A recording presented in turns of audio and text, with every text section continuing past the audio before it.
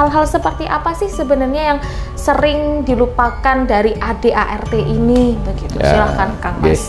Maturun Mbak. Jadi gini ya Mbak ya, perlu saya sampaikan, seorang ketua cabang yang telah ditunjuk oleh pusat, betul, pengurus, dewan cabang, ketua cabang, perwabus, sebetulnya hasil dari ADART yang kita godok bersama itu sudah lengkap, sudah lengkap sekali, sehingga mengatur segalanya. Seorang pemimpin yang ada di cabang kalau itu patuh pada ART sebetulnya tidak ada masalah. Namun demikian saya paham masih minimnya pengetahuan pengertian masalah ADART. Iya. Ini boleh jujur, sehingga kalau yang cabang yang maju mungkin dia tahu ADART-nya bagaimana, dia patuh. Namun ya tidak tahu Mas, kondisi karakteristik statistik tempat dunia, karena kita tuh ada 376 cabang Mbak, saking besarnya ya, tidak bisa terpantau secara mendetail. Namun kita sebagai pengurus pusat wajib, makanya sewaktu kita melantik ada ketua cabang, di mana ketua cabang pergantian atau baru, saya tekankan lakukan untuk cabang ini sesuai ADART. Iya.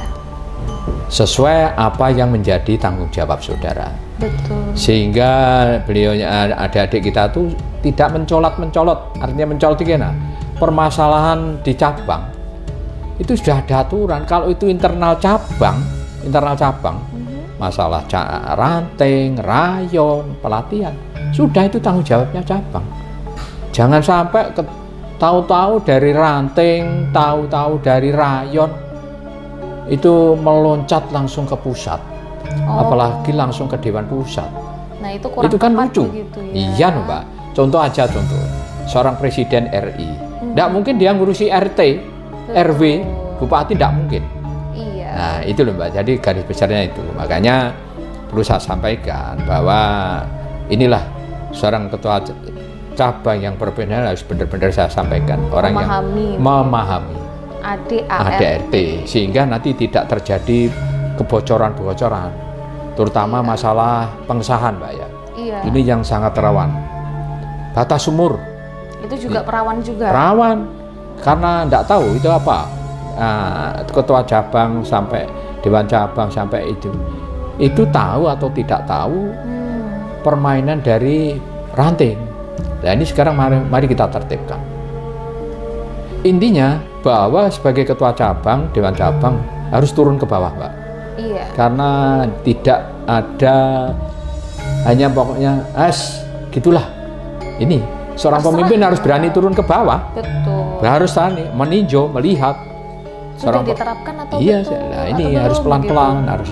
Ya ini memang tidak semudah Mbak. Saya tahu. Iya, apalagi kita sebesar ini Mbak, ya, Kang Mas, sampai puncak kemana. Insya Allah yang cabang yang lain itu sudah saya lihat dengan kemajuan cabangnya yang bagus, karena dia tertib ADART-nya, tertib dalam administrasi ini, sehingga contoh penyeludupan pengesahan, perpindahan siswa antar ranting maupun cabang itu juga menjadi masalah. Di masalah besar. Ini selalu masalah besar. Ini kalau ketua cabang mematuhi satu sama lain, otomatis tidak ada permasalahan seperti itu. Dan ini kalau ada memang harus jelas, harus ada rekom. Harus ada rekom Mbak. Kita tidak melarang antar cabang dengan cabang mau mengesahkan, tidak ada masalah. Tapi harus ada rekom. Tidak bisa semena-mena. Iya, tahu-tahu ikut diselundupkan pengesahan. Tahu-tahu ada ini. Ini karena apa? Kaitannya dengan pengeluaran piagam KTA. Betul. Ini jadi data katakan sekian X, tapi yang disahkan XL.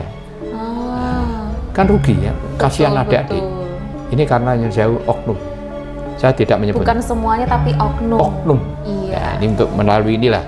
Ayo kita berjalan sesuai kita pengen organisasi itu maju. Itu Mbak. Jadi pemahaman ADART ini memang benar-benar harus dipahami, harus ditekankan lagi ya, ditekankan. Ya. Karena maksudnya kita organisasi yang besar sekali, ya, kita ada di mana-mana, dan rentang usianya itu kan banyak begitu, tidak hanya usia anak-anak muda, usia orang dewasa pun juga banyak. Nah, maka dari itu adanya ADART yang luar biasa ini kan seharusnya bisa dipahami bersama, diikuti dan dipatuhi bersama. Karena tentunya kalau tidak dipahami, kalau tidak ada artinya. Ada arti untuk apa? Artinya nggak ada. Akhirnya nanti pada semena-mena, bener dewe lah kalau orang Jawa bilangnya. Kesimpulannya gini Mbak, ya ADART dilaksanakan antara bidang organisasi, ya, dan karena apa? Dewan Pusat ini hanya perlu diketahui Mbak, Dewan Pusat adalah lembaga tertinggi. Betul. Ya, di ADART Dewan Pusat adalah lembaga tertinggi untuk melaksanakan kebijakan dari organisasi. Nah ini kita kalau tidak bisa, istilahnya tidak mau tahu, tanggung jawab kita bersama. Betul. Ini yang mohon nanti adik-adik kita harus dipaham. Ini yang perlu dipaham. Karena ketua umum adalah pelaksana. Ini pelaksana kebijakan ADART, pelaksana. Bukan menentukan. Menentukan itu silahkan menentukan, tapi kebijakan ini Dewan Pusat harus tahu. Betul. Itu Mbak, bentar. Itu mungkin yang bisa Iya, ini ngobrol-ngobrolnya seputar organisasi seperti itu. Yang paling utama adalah mematuhi dan memahami ADART itu seperti apa. Nah, kalau mungkin sekarang kita beralih ke teknik latihan mungkin begitu ya, Kang Mas Is ya. Karena kan seiring dengan perkembangan zaman, apakah mungkin metode latihan ada yang berubah ataukah penyampaian materi latihannya ada yang berubah? Nah, itu mungkin seperti apa kira-kira bidang teknik ini kiranya perlu disempurnakan kurikulumnya seperti apa begitu? Mungkin dari Dewan Pusat ada gambaran?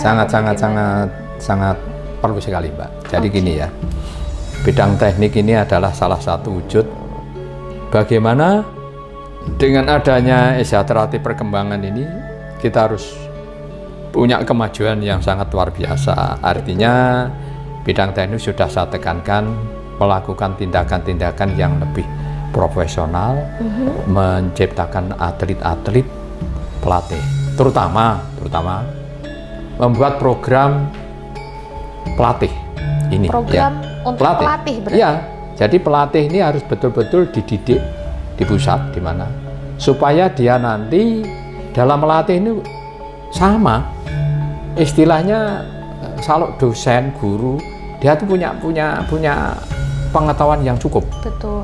Jangan sampai nyun sewu baru disahkan sehari kemarin disuruh latih. Nah, pengetahuan dari mana? Kurang tepat. Makanya memang insya Allah ini pembinaan teknik ini karena untuk mencapai bidang yang sangat mengikuti zaman kemajuan, teknik juga akan kami lakukan secara profesional pelatihan dari bidang pelatih ini ditingkatkan. Ini yang perlu kami sampaikan sehingga seorang pelatih nanti betul-betul menguasai baik senam jurus, baik tata cara, etika dan bagaimana. Ini kompleks Pak. Ini sangat kompleks. Mungkin itu penyempurnaannya dengan pelatihan-pelatihan. Iya, diadakan semacam pelatihan terus. Jadi kita tidak bisa, memang ya cukup besar ini kita harus ya telaten Mbak. Jadi tidak bisa semena-mena sekali dua kali, tidak bisa. Apalagi teknik. Teknik ini harus banyak bertemu, banyak berdiskusi, banyak apa sehingga kemajuan. Kolaborasi. Kalau perlu seorang pelatih yang akan mencetak atlet-atlet yang handal ini mendatangkan seorang pelatih atau tokoh pesilat yang handal sebagai contoh begitu. Contoh ya, mendatangkan seorang dari perguruan apa, menambah ilmu. Oh iya, menambah wawasan. Ya wawasan. Seperti juara-juara tinju itu, kenapa? Karena dia sering mendapatkan pelatihan. Ini yang ini yang harus, sehingga tidak monoton. Akseleratif baik, lebih baik kalau kita berkolaborasi dengan para tokoh yang pesilat yang handal ini, sehingga nanti akan menambah kemajuan yang sangat luar biasa. Iya, betul sekali. Jadi itu yang di dalam teknik yang perlu saya tekankan juga, pendisiplinan ini Mbak. Disiplin ini masih kita godok Mbak. Jangka waktu latihan. Jangka waktu latihan. Karena ada 3 bulan, 4 bulan, 6 bulan, ya toh, disahkan. ilmu dari mana? Itu berarti durasinya tidak tepat berarti? Tidak tepat, minimal setahun 2 tahun. Minimal. Tapi ada tahun. Yang istilahnya cuma 3 bulan, 6 bulan, 6 bulan itu sudah disahkan. Ini mulai saya tekankan. Malah saya buat program, ini masih dalam wacana, protes ya, kembali seperti zaman saya dulu. Saya dulu latihan 3 tahun, 4 tahun, Mbak.